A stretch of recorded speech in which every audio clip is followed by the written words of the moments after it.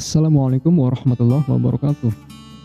Pada video sebelumnya, saya sudah memberikan penjelasan mengenai cara mendaftar rangkaian peristiwa fabel dan mengidentifikasi unsur intrinsik fabel. Bagi adik-adik yang belum memahami materi tersebut, silakan adik-adik klik link pada deskripsi di bawah ini. Baik, kali ini kita akan belajar menelaah struktur dan kaidah bahasa teks fabel. Adapun kegiatan yang akan kita lakukan yaitu pertama, mengidentifikasi struktur teks fabel, dan kedua, mengidentifikasi kaidah bahasa teks fabel. Namun saya akan sedikit menjelaskan bagian-bagian struktur dan kaidah bahasa teks fabel. Struktur teks fabel terbagi menjadi 4 bagian, yaitu orientasi, komplikasi, resolusi, dan koda. Yang pertama, orientasi, yaitu bagian awal dari suatu cerita yang berisi pengenalan tokoh, latar, tempat, dan waktu.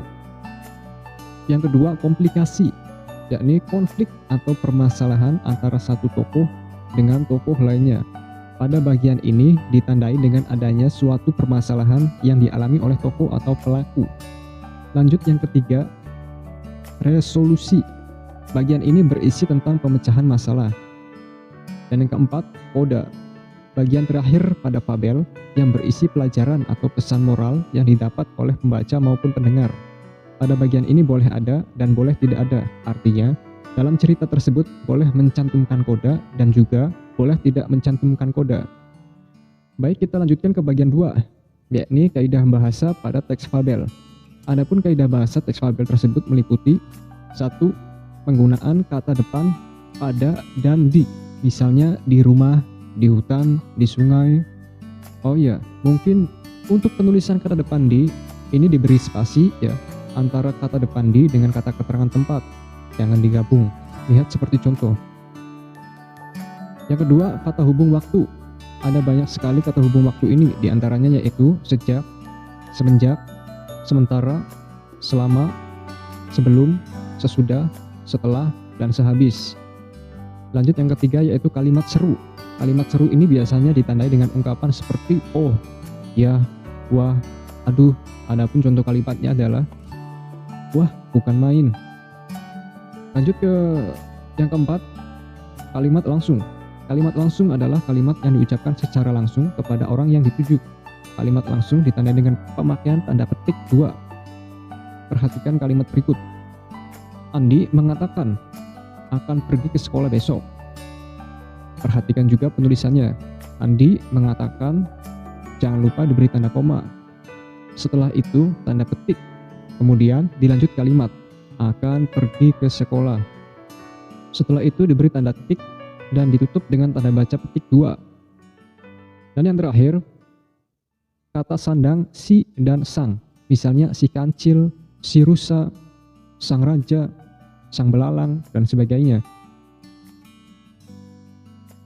Baik, sekarang coba kalian baca dan cermati teks fabel yang berjudul Rusa dan Kura-Kura.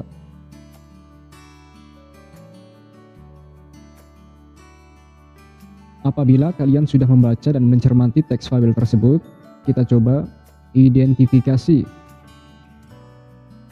Pada bagian ini disebut orientasi, karena diawali dengan pengenalan tokoh rusa yang memiliki watak sombong, dan pengenalan tempat, tempatnya di pinggir danau. Kemudian, pada bagian ini disebut dengan komplikasi, ditandai dengan ancaman si rusa kepada kura-kura yang akan menginjak tubuh si kura-kura. Dan yang ini disebut dengan resolusi atau penyelesaian masalah. Si kura-kura bersiaga dan mengambil ancang-ancang di tempat tinggi. Ia lalu menggelindingkan tubuhnya. Ketika hampir tiba di dekat tubuh si rusa, ia pun menaikkan tubuhnya hingga tubuhnya melayang. Si kura-kura mengincar hidung si rusa. Begitu kerasnya tempurung si kura-kura mengena hingga hidung rusa putus. Seketika itu si rusa yang sombong pun mati.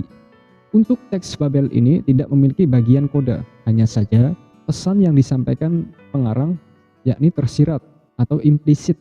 Jadi kita harus memahami pesan yang tersembunyi dari fabel tersebut. Baik, selanjutnya mengidentifikasi kaidah bahasa teks fabel yang berjudul Rusa dan Kura-Kura. Yang pertama, penggunaan kata depan pada dan di. Sekarang kita coba cari pada teks tersebut. Untuk penggunaan kata depan pada terdapat pada awal paragraf 1 kalimat pertama. Pada zaman dahulu kala, pada zaman dahulu kala hiduplah seekor rusa. Ia sangat sombong lagi pemarah. Kemudian yang kedua, penggunaan kata hubung waktu terdapat pada kalimat suatu ketika matahari sudah tampak di ufuk timur. Kita garis bawahi ketika. Contoh lainnya terdapat pada kalimat setelah sekian lama berusaha, si kura-kura akhirnya berhasil keluar dari tanah. Ia lalu mencari si rusa. Kita garis bawahi kata setelah. Oke, lanjut. Yang ketiga, penggunaan kalimat seru. Penggunaan kalimat seru terdapat pada kalimat ayo, jangan ragu-ragu. Yang keempat, penggunaan kalimat langsung. Penggunaan kalimat langsung ini bisa kalian lihat pada setiap paragraf. Seperti misalnya, aku sedang mencari sumber penghidupan, jawab si kura-kura. Dan masih banyak lagi. Yang terakhir, penggunaan kata sandang si dan sang. Penggunaan kata sandang si dan sang ini yang paling membedakan dengan genre sastra lain. Perlu kalian ketahui penggunaan kata sandang si ini hanya untuk hewan saja ya. Kita lihat pada si kura-kura. Baik, mungkin itu saja yang bisa saya sampaikan pada video kali ini. Semoga bermanfaat. Jangan lupa tetap jaga kesehatan. Wassalamualaikum warahmatullahi wabarakatuh.